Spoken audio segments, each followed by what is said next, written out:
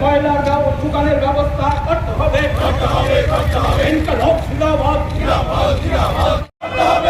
আইন এই সংগ্রাম ইটভাটা শ্রমিক ইউনিয়ন দিচ্ছে না, সামনের দিকে ছান, সামনে ছান ধরেন সুন্দর করে এদিকে দেখি। বাচ্চাগুলি কয়লার জন্য বন্ধ হয়ে যাচ্ছে কেন? রাজ্য সরকার চাই জবাব দাও। রাজ্য সরকার ইট বাচ্চাগুলির জন্য আমাদের ত্রিপুরা রাজ্যে এখানে একটি সরকার আছে বলে আমরা কেউ অনুভব করতে পারছি না। এমনিতেই ত্রিপুরায় সরকারি কাজকর্ম প্রায় নেই বললেই চলে, যার জন্যে 2018-র প্রথম অবধি আমাদের ত্রিপুরা রাজ্যে ইটভাটার সংখ্যা 350 ছাড়িয়ে গিয়েছিল।